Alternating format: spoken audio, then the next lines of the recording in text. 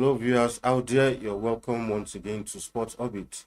My name is Afa Acho. Salifu Usman is also in the studio with me. Salifu, welcome to our Monday edition of Sports Orbit. Thank you, Afa, for this tonight. We'll begin today's edition straight from the National Youth Games, which began in Asaba, the Delta State capital, on Saturday. And of course, the Minister of Sports and Youth Development, Senator John Enoh, has called on stakeholders in the sporting industry to collaborate with the federal government in its resolve to rid the National Youth Games of the age cheating practice. The minister made the call in Asaba Delta State capital during the opening of the 7th edition of the Games. He said age cheating in the game meant for the discovery and development of budding talents for the country at the grassroots has become a cankerworm, which, if not completely eliminated, is capable of crippling government efforts at developing grassroots sports. Of course, not a new thing. Usually, nice call by the Minister Salihu. If you know, a lot of times these games, which, like he's already said, these games are strictly for development purposes. These are the games where we hope to discover our next Tobias Musons, our next Ese Brumes. But because of the win at all cost of, the average Nigerian, we tend to use mercenaries. You see states bringing people who, are completely not eligible for this competition to compete, Back then, even in secondary school, even as playing on the school teams, you see sometimes when you go somewhere to play a match, and people who live around that town who were not even students of any school, but you see that on the pitch, he slugging it out with young boys on the pitch. And like the minister is saying, this thing, look, it's not a do or die affair. This is strictly for development purposes. Yeah, so thank you. And just like the minister said, it's a very call. Yeah. Like say, the game meant for development if it's been taken over by the people who are not meant for it, really cripple the ideas of the game. And that is the main reason. What is hardly saying, and that's the main reason why we are still where we are till today in terms of sport development. And that is why we are not making progress when it comes to the sport development. If you look, and it is all encompassing the problem of this, what led to the problem of this. Except the minister, I don't know how he's going to fight this, but he need to go deep beyond asking the stakeholder to collaborate, beyond the screening, beyond the just very federal, I call it. I'm sorry. You mentioned things using screening and all of that. It will not be enough to totally eliminate this issue from the sport competition because it's all encompassing. For instance, first, just like you see, this game is not for about winning. The idea is mainly for discovering of talent, and that is why the founder, the initiator of this program, the minister who first started this, Bolaji Abdullahi, who initiated this program, in his wisdom, in 2013, when he first started this youth game, in his wisdom, cancel out award of medal from the competition. That athletes can always come to compete for themselves. He totally eliminated that there should be no medal award for this competition. But now that has changed. And it just about like him with that idea just to discourage administration or state to discourage any age at any level. But trust the state manager, state official. Either even as that medal was discouraged, definitely will say this one way. State will still go by that. We want this, just to please their paymaster. And at the same time to get something from their main master. And another thing that is contributing to this, the poverty level in the country is also contributing to this age cheating. Because there's a lot of poverty in the country, and a lot of people know that if I go to represent, to play, to do it, if I come back, a certain governor will definitely give me something. So because of that, people want to force their age to participate in this competition. And at the same time, the organizers are also not right with their program.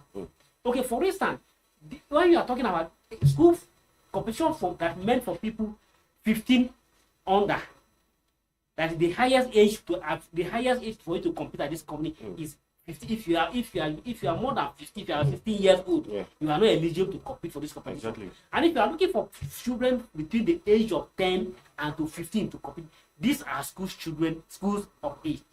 Currently, the school is on, and you are holding the competition at the time the school is on. Who do you expect to compete? Exactly. Are you sure most of the athletes who are there are they students? That's a good where question. the school is on.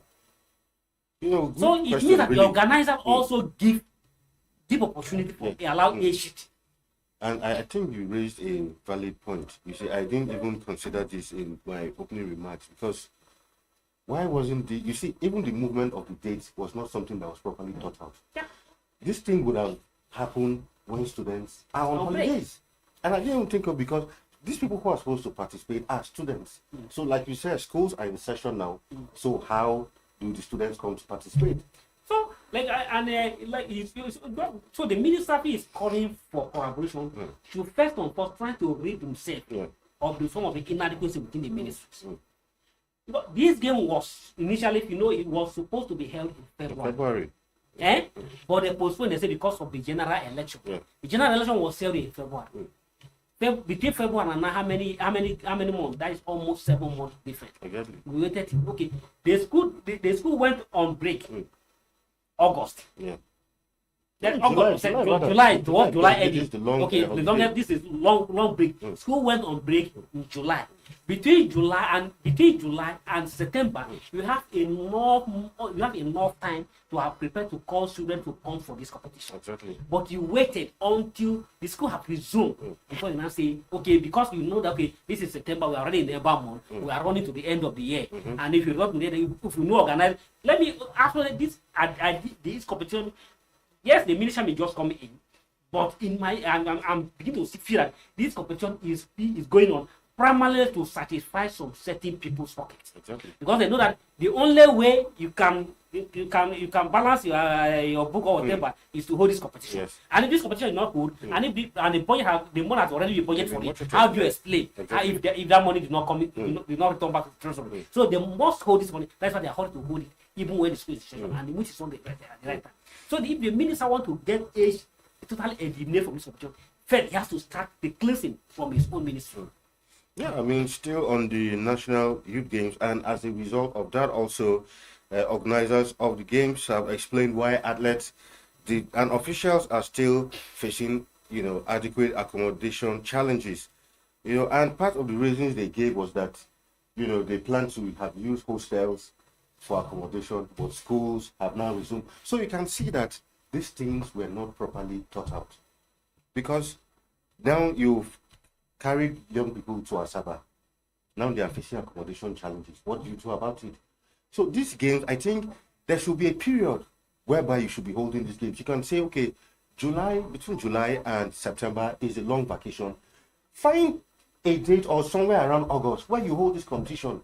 Because if you know that you are going to use schools as for accommodation, then why put children through this kind of stress? The clips you can even see on your screen, you can see the living conditions of these little children. Imagine parents looking at this. How many parents will want their children to travel for this kind of competition next time? Alpha is always it will keep on saying exactly. Keep on getting wrong. It shows a country that is not sincere about its function. Okay, you can see. Look at the pictures on the screen. This is where you suggested the children of people, and I'm sure the honorable minister, the PAMSEC, and every other state official that are involved in this competition, I'm sure none of them will allow their word under this condition. Under this condition, to sleep under this condition with the mosquito, with bed borne and everything. And if you can even see this picture, this is the toilet. This is what they call toilet. And according to the sources, this toilet is being used by 2 states. So you can imagine how 2 states will manage this toilet. And you look at that hall that they just forget all sort of bed-borne fishing bed. Given to children or people to sleep on. And in a school program, in a school organized competition, this is a school organized competition. It's not called school competition, but the people, the participants are supposed to be of good students. So it's supposed to be an event that's supposed to be held off school season. Exactly. when the school is on vacation.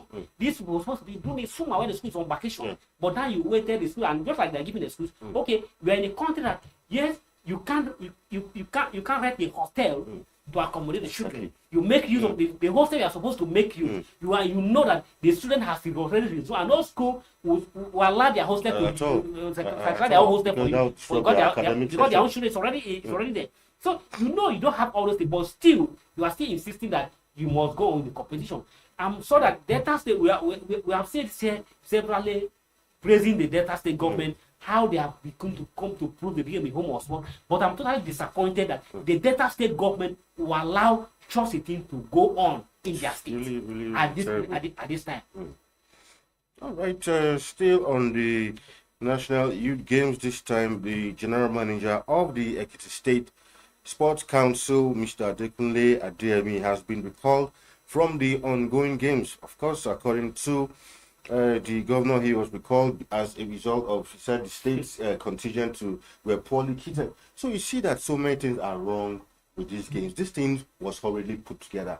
Look, like you said, if not that some people are hoping to line up their pocket with some sums of money, left to me, this competition should have been postponed, maybe till next year, because this thing is already put together. Now look at it's turning out to be an embarrassment rather than something that we should have been happy about. And if I thought the competition must go on this year, if I thought it must go on this competition this year, so they should have waited, let this first term academic section runs out.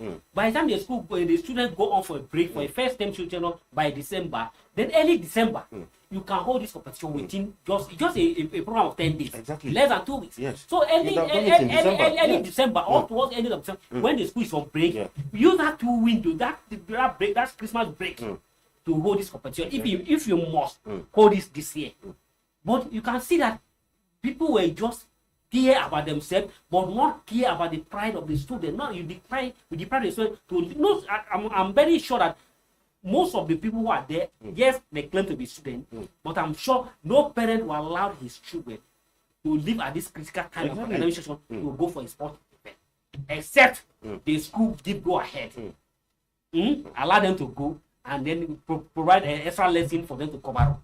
That is the only way I'm sure that some children will be participating in sport. But even as that, then look at the accommodation issue you just talked, and then look at the issue of the state government kitting. Our sport managers, our sport administration are always interested about themselves. For instance, like that I mentioned, I'm sure the PAMSEC, the ministers are living a stay in a 5-star hotel in Delta. Of course. Every other directors, everybody, they are all staying in a 5-star in a decent accommodation hotel in Delta. But the people, you are there because of them. Primarily, you are there because of those athletes. But you are subjected them to live in an open space, to sleep in an open space on a bad bed. And in the case of this okay, according to the function you read, the commission of that the budget was the money was judiciously approved, enough reform were provided, but yet the sport managers, just to satisfy his own interest, thoroughly arranged on unbefitting kit.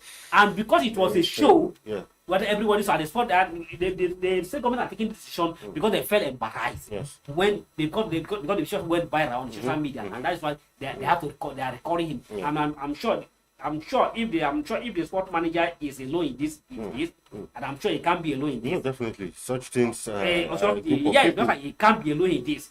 I'm sure if the Oyeba is not playing to the gallery, he should tell us what decision. Let Nigeria know what decision was taken on the sports manager, because for allowing those children on that kind of unbefitting kit.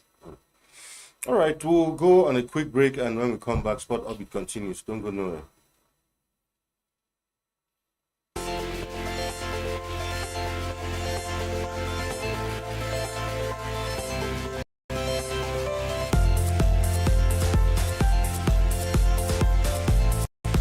Leadership TV for God and country.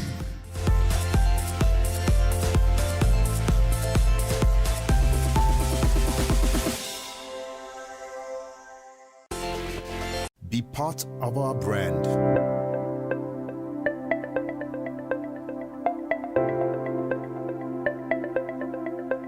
leadership for God and country.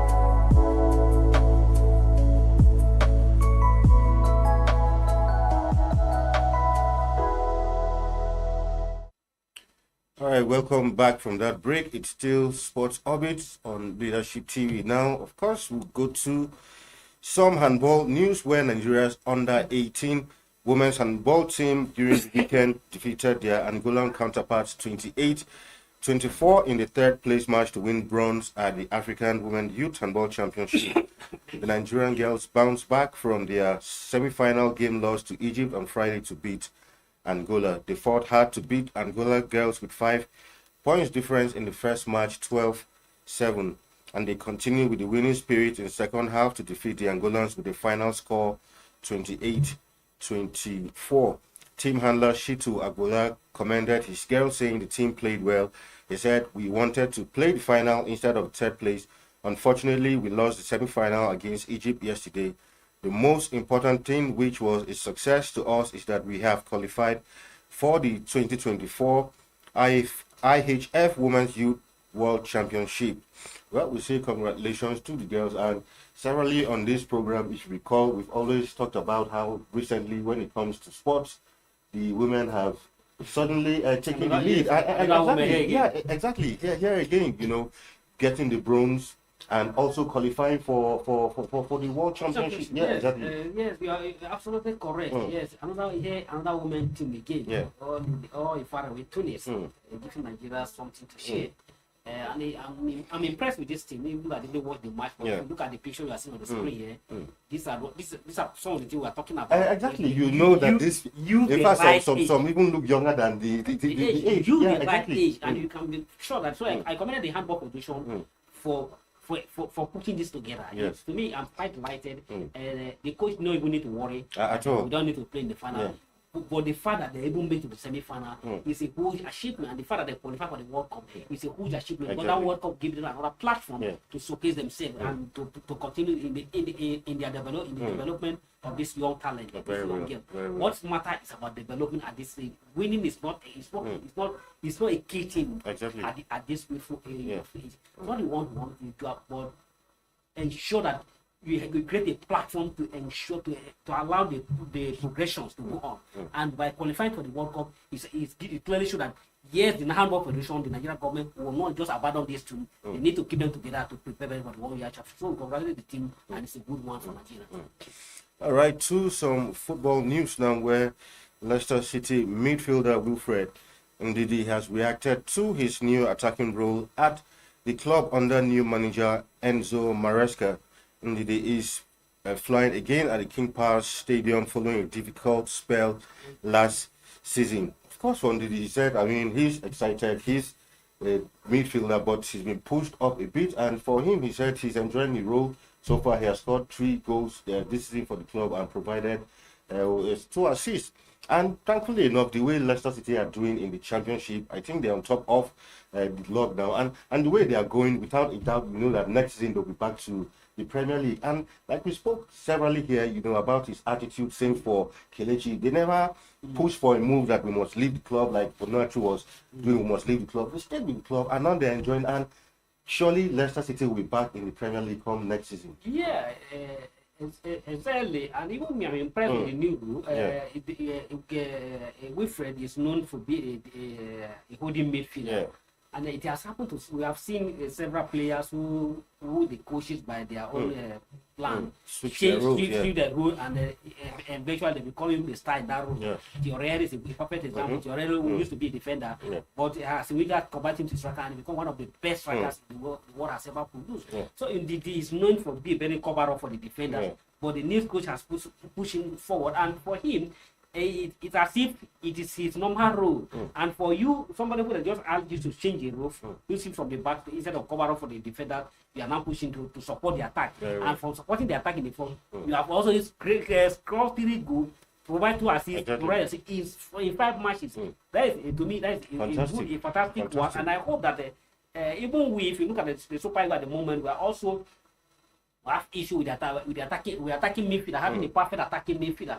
So I hope the Pesero should also watch out from this. If it is also if it will fit in for this, the same time fit in for the Super Eagles, then so be it. Of course, to another Super Eagles player this time around, Victor Boniface, who scored twice in Bayern Leverkusen's 4-1 victory over new promoter side Heidenheim on Sunday, as his team joined Bayern Munich at the top of the Bundesliga with their 4th win in 5 league games. The 22-year-old Nigerian who joined Leverkusen this season has now netted 6 times to equal the club record for most goals by a player in the first 5 games of the season.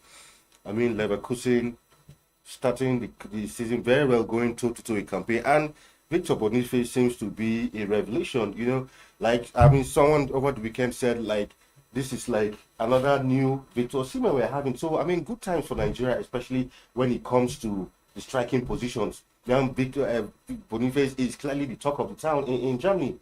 At the same time, Victor Osimhen also has to be careful in that front row. Because when it comes to the Super Eagles, you know that obviously he's not alone in the Super Eagles. Because just like you say, Super Eagles players are beginning to prove that it's not about Victor Osimhen, and Victor Osimhen cannot feel to have the monopoly of the Super Eagles number 9.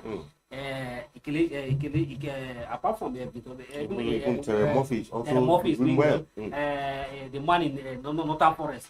Exactly. He's also doing very well. So there are many options for Pesero. It's not left for Pesero to use his ice skill to make use of it. So I'm quite impressed with the just like you said, Boniface is a new revelation, and a player who just come to the Bundesliga league this season, and within the first 5 games, scoring 6 goals. He's almost net. It's like him and the England captain Hurricane, who just came to the league, have created a competition between themselves. Why Hurricane bag a hat-trick on Saturday. He followed up, although he couldn't make up with the hat-trick, but he also followed up with the play. So it's about who is going to win the Golden Boot in the Bundesliga at the end of it. So congratulations for Boniface, and I hope that he maintains this form. As he maintains this form, it's also a victory for Nigeria national team. We are preparing for the Africa Cup of Nations coming up very soon in January. So we can only wish that all our fine sides and all our players stay in a good form and enjoy good season with their clubs.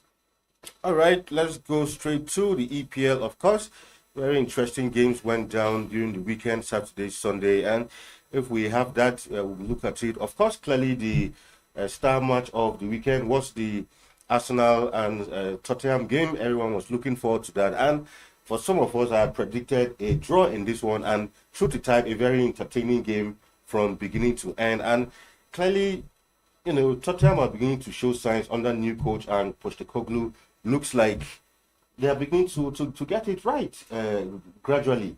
Yet to lose a game this season. Yeah, why Chelsea are not getting it right? I don't know at all. Why Pochettino thought that it will be the solution to Chelsea is not getting it right. Tottenham are enjoying good moment. It's like everybody thought that Eric engine of Hurricane will create a big gap for Tottenham. It's like the moment Hurricane leave, it was a blessing in disguise for Tottenham, and they are not feeling any missing at all. And just like you say, Arsenal game going to this game, if you predicted a scoreline of draw, you are absolutely correct. But if you look at the form of both sides, you obviously know where to stand. And obviously, because of the apart from the record between the two sides, and look at their form of this current season, we have to stand in the middle, not to be blamed for anything. And Tottenham in their last visit to the Arsenal, out of the 32 visits to the Arsenal, they only managed to win once. But I was hoping that the Arsenal will enjoy that history of advantage history against them. But unfortunately, the moment Arsenal go up, go up. He came back. Tottenham come back. Arsenal go up. Arsenal come back, and ensure that everybody who builds that game, whether we are at the Emirates Stadium or anywhere, you enjoy the value for your money. It was a very fantastic game, and for everybody to watch yesterday. Of course, Man City still 6-6 so far, and Man City are looking. People are beginning to say who is going to stop Man City. Yeah, Man City 100% record, 100% record, 100% 6 matches win. Yeah. Fantastic starting for the season. But obviously somebody will definitely stop them. And if you look at the Premier League this season, there is Man City. Yes, Man City has enjoyed 100%. But if you look at it, it's not Man City alone. Liverpool that we thought doing well. Liverpool we thought may have missed it. You can see that Liverpool has backed back well, very well, pushing Man City to the end, and now they are second on the log. We just 2 points separate them between them and Man City. So if you look at it, obviously even you can see Newcastle was on fire yesterday. They're scoring 8 goals again. Nobody. I don't think for people who bet, I don't think anybody will win anymore because nobody saw that. Nobody saw that. Nobody scored and nobody saw that. And one interesting about it, the 8 goals were scored by different players. Yes. All 8 players, 8 players scored the 8 goals. And fantastic one yesterday. And but my worry is that what is happening to Chelsea after investing so heavily, it's not money is not the problem. Yes. We thought Pochettino would be the solution. Yet Pochettino could not be the solution. So most of us who blame Graham Potter that Graham Potter was not the right choice, we have to apologize to Graham Potter now. But it's like Chelsea problem is endemic. Something is happening at the Trafford. It's not about the coach. Well, no matter, because anything you bring about it, it's clearly it's not working. Maybe they need to call Abrahamovic to come and ask some certain question whether there's something there's something he put on the other Trafford and when why he was leaving, he took it away. No, because everything. Money is not the problem. Style is not the problem. You can't doubt the technical progress of Pochettino. But to be honest, it's not working. So Abramovich needs to be called back, maybe to beg him to hand over the club for him. Maybe to hand over the club for him. Because no, the sense we are seeing, if they start this way, 6 months, only two wins. Two wins or no. They win one. They win one, draw 2, lost 3 so far, lost 2 at home. That is a very the worst result since Asaba recorded in the last decade. Obviously, if Chelsea continue this week, relegation will definitely be there. I don't know. It will be really terrible. Anyway, with that, we call it a day on today's edition of Sports Orbit. Tomorrow, we'll be back with another exciting edition of the program. Do join us once again tomorrow on Leadership TV. Salifu, thank you for being on the studio with me today. Thank you, Alpha. All right, until we come your way tomorrow, do have a wonderful time out there. My name is Afa Acho, and it's bye for now. Thank you for watching. For sponsorship and advert placements, please contact 080-3688-6158. Last Word Leadership Podcast Studio. You have